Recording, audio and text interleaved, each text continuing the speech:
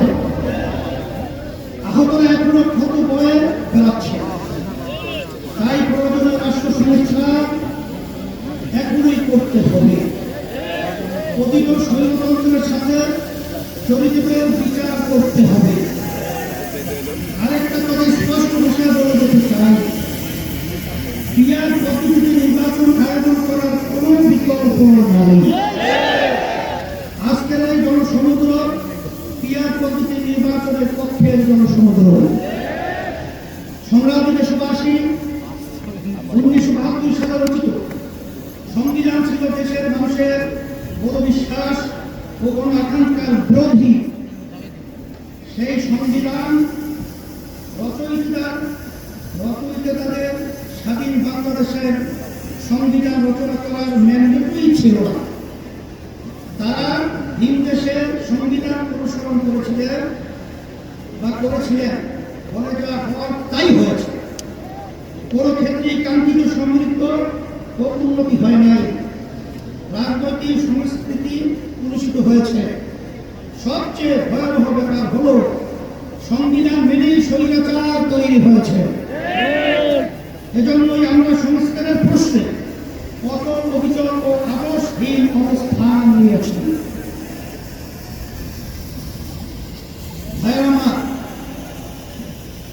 জুলাই অভ্যুত্থানের প্রধান লক্ষ্য ছিল দেশকে স্বৈরাচারের হাত থেকে রক্ষা করা, 54 বছরের জমা হওয়ার জঞ্জাল দূর করা।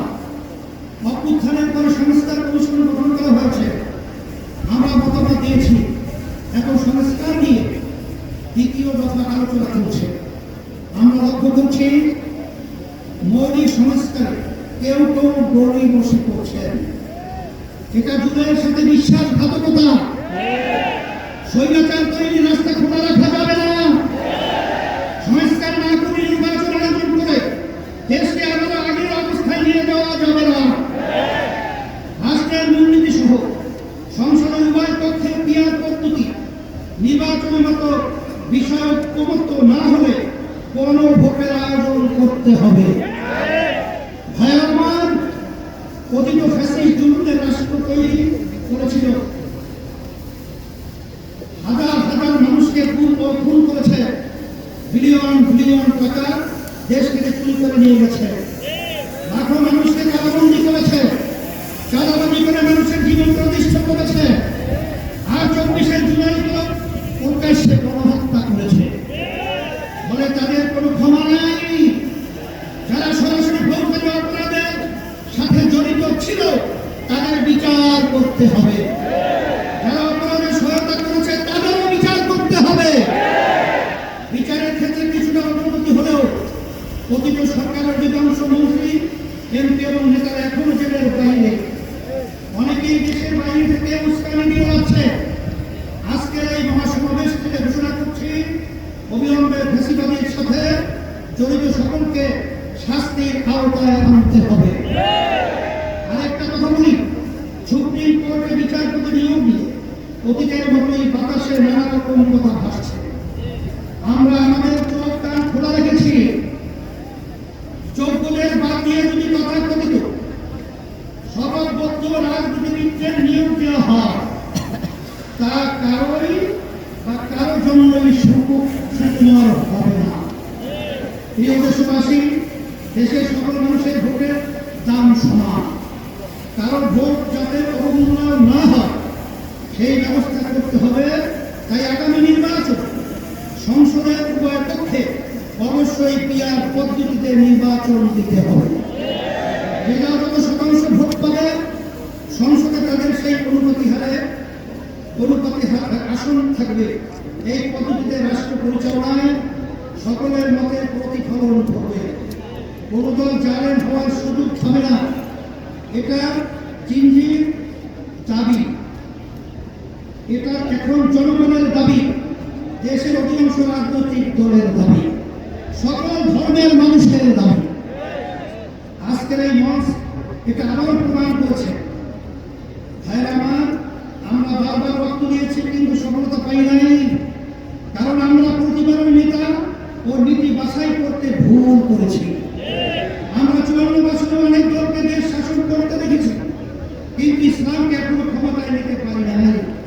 এবার ইসলাম পন্থীদের ঐক্যের ব্যাপারে বড় প্রত্যাশা তৈরি হয়েছে।